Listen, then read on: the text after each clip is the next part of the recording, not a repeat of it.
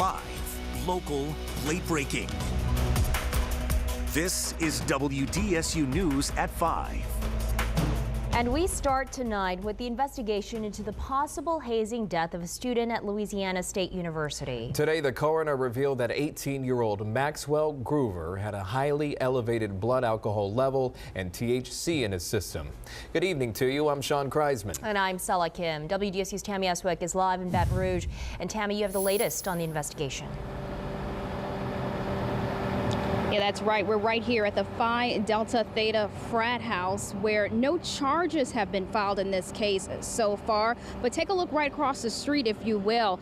Earlier this afternoon, we've seen several people coming out of this frat house with clothing, television, and what looked like other personal items. Now, the coroner says 18-year-old Maxwell Groover died Thursday at the hospital. Those preliminary results found a highly elevated blood alcohol level, and they also found THC in his system. That chemical is usually associated with marijuana. LSU campus police are investigating this death, but there's a lot of information that we still don't know tonight, like what was going on before that fellow fraternity brother drove the 18-year-old to the hospital Thursday. We do know that he passed away around noon. 15 minutes later, members of the university say that the frat did contact the university's Greek life department, and they contacted campus police. But the school has banned all Greek activity due to this incident. One woman we spoke to says she's not sure if that will stop these incidents from happening. It's not working because they've shut others down too, and they continue to do it. I don't know the answer. My children were in it. We were, we're all Greeks. But there was no hazing. So where the heck did all this come from? I don't know. I think there's probably more going on than we know about, too. Now, the DA's office has asked all media outlets not to contact the family while they're grieving at this time. Meanwhile, the frat themselves put out a tweet saying that they give their condolences to the family. They say they are deeply saddened by the heartbreaking loss of their friend and prospective member, Maxwell Groover. From LSU's campus, Tammy Eswick, WDSU News. Sad story there, Tammy. Thank you very much. Meanwhile, the massive Bourbon Street construction project will last until early December. And as New Orleans heads into the busy tourism season, it's leaving a lot of business owners upset. WDSU's Travers Mackel is live in the French Quarter with what business owners are saying. Travers. Well, they're upset, Sella. According to the city's own website, the 100 block is set to open today on September 15th. But as for the following blocks, those are going to be a construction site well into the fall. On a beautiful Friday afternoon, the sounds of Bourbon Street are being flushed out by the noise of construction, leaving tourists who are in town for the game I'm an Italian guy. very upset and frustrated. Joe Fernari and his crew are in New Orleans for the Patriots-Saints game. Well, it's a big disappointment. You come down to Bourbon Street and you want to have a good time and walk up and down the street, and you can't. Alex Fine with the French Quarter Business League agrees. It's been a concern for the last 6 months, and people don't want to walk down there where all the fences are up and such, and it just looks not inviting. So it's a huge concern, has been for a while. The city has repeatedly said that weather delays and cost overruns led to the backed up work schedule. Last month, we broke the news that City Hall halted work in the 500 to 800 blocks until next May. But Fine says businesses in the first 4 blocks are hurting. October, November, December definitely is when French Quarter picks up for sure. But everyone planned for it to be done in the window that they gave, and now that window is being pushed back. So tourists will have to make the most of what some say is unsightly scenery. I got 3 good buddies with me, so it can't be too bad, but it is what it is. And the city's public works director, who was overseeing this project, forced to resign by the mayor last month due to another unrelated issue. For now, we're live near Bourbon Street. I'm Travers Mackel, WDSU News. All right, Travers, thank you. Let's turn now to weather and take a look on what it looked like outside. Beautiful day, gorgeous day to take a nice walk. This, I believe, is Lafreniere Park from earlier this afternoon. Nice looking end to the very long work week. It was long. But we're happy it's Friday. And it's Friday. And Daniel Graves has more on our weekend forecast. Hey, Daniel. Hey, Stella and Sean. We're looking at some pretty nice weather throughout most of the week. Some areas, though, are seeing some rain, and that's signifying a real weather pattern change for us. You may have noticed the humidity is on the increase. Here is a look at radar, and we've got some showers still kind of lingering across southeast Louisiana, Mississippi earlier, starting to dry out across the southern portions of Mississippi, but now starting to cross into near the Tylertown area from Washington Parish. Some lightning associated with some of this rain as well down towards the northern portions of St. Tammany Parish. And we did have this thunderstorm here over northwestern Jefferson Parish, where the Willowdale area has been seeing some heavy rainfall over the past several hours, as this has just kind of been lingering across Lake Pontchartrain. But we're starting to see the intensity coming down some, and I think for the most part rain's going to start to diminish for us this evening. The reason for the weather pattern change: we've got a lot of moisture in the Gulf of Mexico. High pressure on the eastern seaboard is reinforcing a southeast flow, and so that's where we're getting the humidity and the moisture that's bringing those rain chances up as we go into Saturday. Meanwhile, the other thing you may have noticed is the temperatures increasing. We've had some low 90s today. Right now we're in the mid to the upper 80s. We'll talk more about your forecast for your weekend and another look at the tropics coming up. All right, Daniel, thank you. An early morning shooting leaving one man dead. This was uptown. Officers were called to the 9200 block of Airline Highway just after 5 o'clock. Excuse me. When they arrived, they found a man lying face up on the grass near the railroad tracks. He died at the scene. Detectives have a person of interest detained. That person has not been identified. The coroner will release the victim's name and official cause of death at a later time. A Department of Corrections inmate is dead after he was shot by an officer. That happened this morning. Officials say 35-year-old Brandon Lazzotti was being escorted to a work area of the state penitentiary, where he started to charge at the officer. He was given several verbal commands to stop, and officials say the officer even fired a warning shot before shooting Lazzotti. He was taken to the hospital where he later died. Lazzotti was serving a life sentence for second-degree murder in Tangipahoa Parish. Louisiana State Police are investigating the incident. Louisiana marine mammal officials are looking into how a dolphin found itself stranded on the shore of Grand Isle. Louisiana Department of Wildlife received a report this morning that a dolphin had washed up on the beach. Now, agents will head down to Grand Isle tomorrow to get samples, some photographs, and some other information on how the dolphin may have ended up there. Just last month, a sperm whale washed up on the shore in Grand Isle. Officials have not said what caused the death of that animal. The St. Tammany Parish Sheriff's Office is looking for young people who are interested in a future career in law enforcement. Law Enforcement Explorer program will kick off with the reestablishment of the Junior Deputy Explorer post. Now, it's open for boys and girls between the ages of 14 and 20. It is a $75 registration fee. Sheriff's officials say they will teach attendees about the criminal justice system. They're going to help them with learning respect for the rules of the law, good citizenship, and patriotism. An open house will be held September 23rd at the STPSO Pearl River Training Center.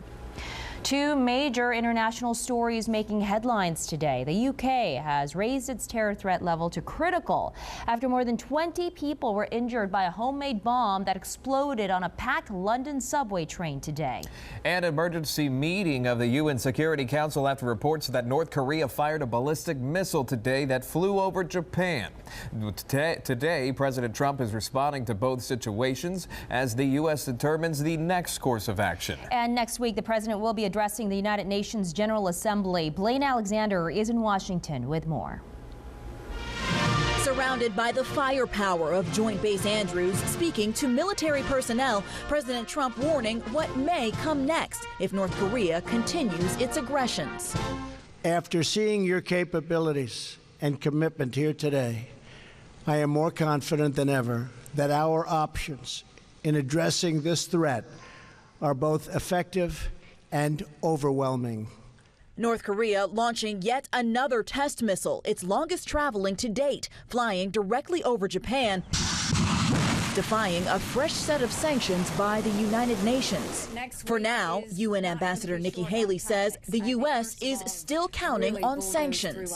You have to look at how much has been cut off. They've already started to feel it, but they're getting ready to feel 90% of their exports going away, 30% of their oil. Imagine what that would do to the United States. Meanwhile, this morning, an explosion on London's train system injuring dozens, putting terrorism back in the spotlight. It will be eradicated, believe me. President Trump tweeted those responsible were in the sights of British law enforcement. His comments dismissed by the British Prime Minister. I never think it's helpful for anybody to speculate on what is an ongoing investigation. Here at home, New York City stepping up security as the president and other world leaders prepare to converge on the city for the United Nations General Assembly. Blaine Alexander, NBC News, Washington. Still ahead on the news at 5, volunteers talk about how relief efforts in Texas and Louisiana reminded them of their own recovery during last summer's flood. Well, how they say they helped hurricane survivors deal with the loss as they look forward to rebuilding. And a hurricane hunk in hot water after complaints are filed against him. What a Florida Police Department is saying about removing their viral Facebook photo op. All right, now here's anchor Scott Walker with a look ahead to WDSU News at 6. Hey, Scott. Hey, Sulla and Sean, a Louisiana lawmaker accused of gambling away some campaign dollars, what he says is to blame for that addictive habit. Plus, a Baton Rouge high school principal behind bars, what he did that left a student in tears and 2 teachers upset. Those stories and a whole lot more coming up new at 6 o'clock. Sean? Scott, we'll see you there. Thank you very much. As we do go to break, a live look outside through our sky cam here on your Friday. You're watching WDSU News at 5. Be right back.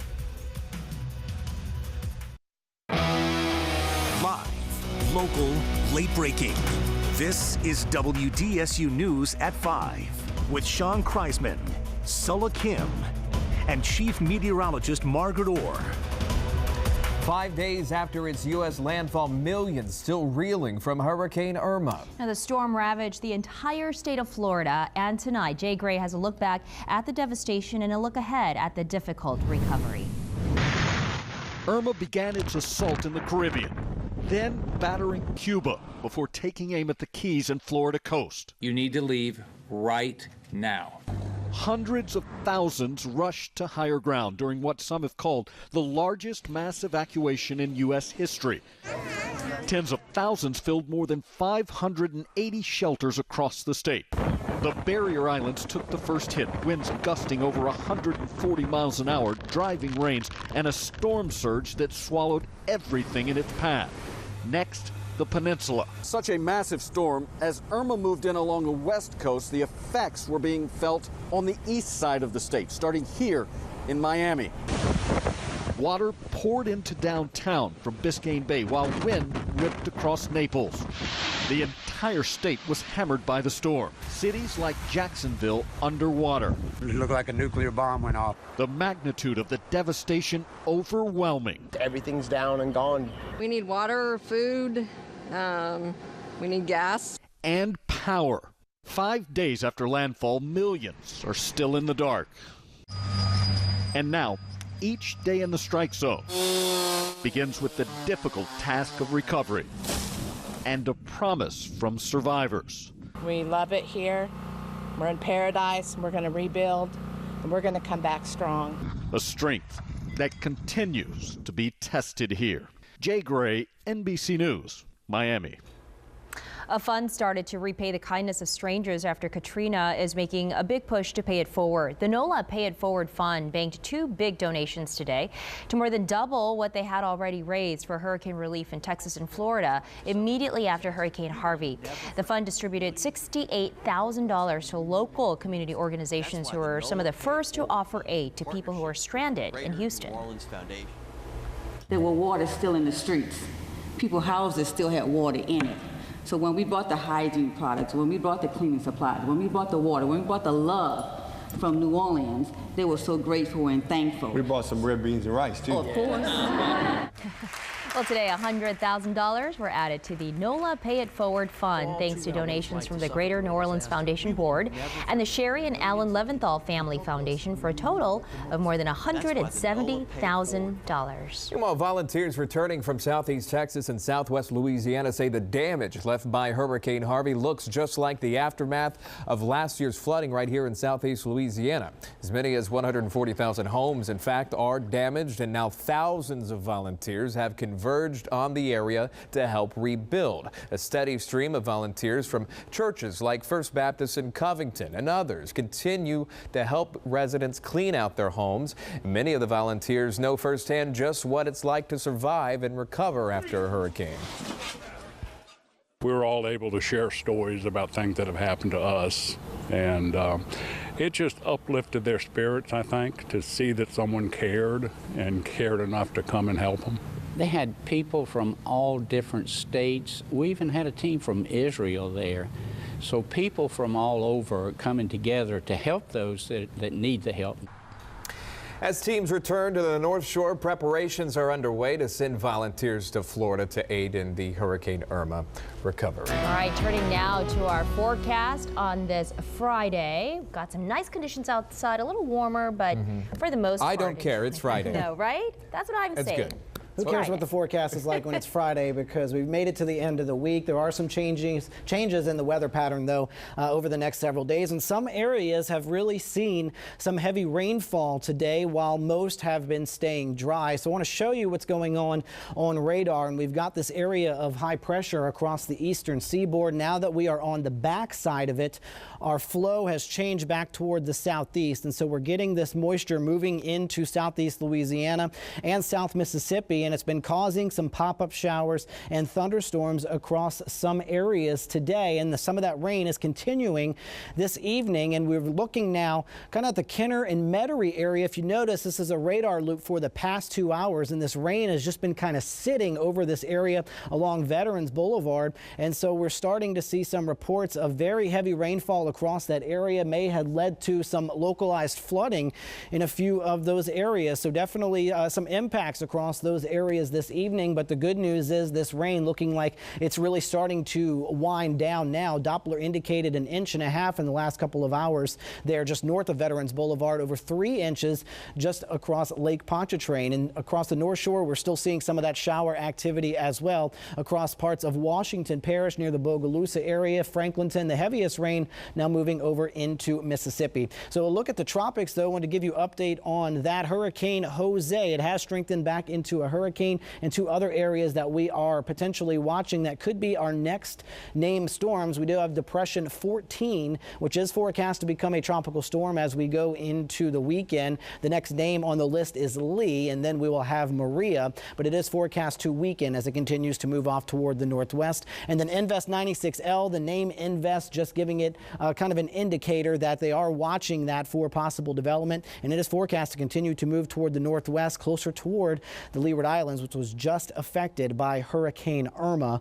So definitely need to watch that forecast. And of course, areas along the East Coast will need to pay attention to Hurricane Jose. Winds of 75 miles per hour could definitely provide some life-threatening rip currents along the coast and may even bring some impacts to parts of New England as we go into the later parts of next week. Here's a look at our forecast model. And again, we're going to continue to see some showers moving into southeast Louisiana going throughout the day on Saturday and continuing into parts of Sunday as well. But generally, we're going to see those rain chances kind of diminishing some as we go into the beginning parts of next week. So we will start to see those rain chances lessening for Sunday and Monday, and then we'll be back into our more summer-like pattern of showers and storms across our area each day over the next 7 days. Meanwhile, our temperatures right now are in the mid to the upper 80s right now. Of course, if we do have that graphic we can show, we had some pictures coming in.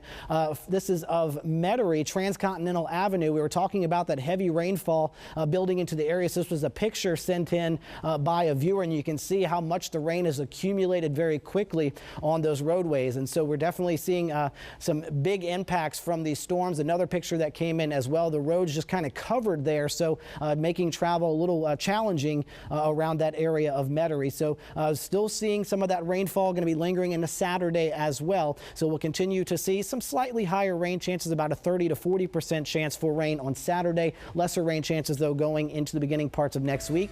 And hey, we start fall next Friday, but it's still going to be feeling like summer. Wow, time flies. Daniel, thank you. A Gainesville police officer who gained fame in a viral cop photo is now being investigated after a complaint was brought against him. The Gainesville Police Department pulled down the Facebook picture of Officer Michael Hamill and 2 other officers after they say several people brought information to the department's attention regarding the officer. Hamill is the officer with the beard. The police, yeah, I don't, they both, the one with the beard, right? I think it's the guy in the middle. Yeah, the police department didn't say what the complaint was, but local reports show screenshots of anti-Semitic posts on Hamill's personal Facebook page. They were reportedly made in 2011 and 2013. All right, anyway, next at 5, promoting healthy food options in New Orleans neighborhoods, what community members say about putting fresh produce on shelves at their local corner store. Plus, how a kid entrepreneur was able to have a job at the White House for the day and what the president said about his ambition. A collaborative effort is pitching to make New Orleans healthier for families and more profitable for business owners. The Good to Go initiative is giving residents a fresh place to shop in their neighborhood. Mayor Mitch Landrieu was joined by representatives from Propeller, Top Box Foods, and Liberty's Kitchen to launch the new project. Danny's Food Store in Central City is one of 5 healthy corner stores. The goal here is to make fresh choices available to families living in food deserts. One of the things that I've come to learn in these last 10 years since I've been eating healthy, that it's time that communities like Gus and communities like Cooper, where low-income families live, need to be introduced to a healthy lifestyle. Having this store anchor fresh food and fresh produce is a necessary, what I like to say, reward. Since the soft opening in June, the Healthy Corner stores have sold 1,300 pounds of produce, and each store has increased an average revenue of $1,100. It was a morning of hard work for an 11-year-old Virginia boy. Frank Giacchio mowed the lawn in the White House Rose Garden after making an offer to President Donald Trump. He did the job for free as the president showed his support by clapping and stopping to chat. But look at my man Frank, just keep on mowing. So the president's still walking with him though there. Frank says he started his own business mowing lawns for his neighbors in Falls Church, Virginia. The White House says Frank embodies the enterprising and ambitious spirit of America. Hardworking boy. Stay tuned for NBC Nightly News, and then it's WDSU News at 6. And the value of work. He's teaching America it's important to have a job and to work hard. And don't stop mowing that lawn. And he's so cute while doing it, too.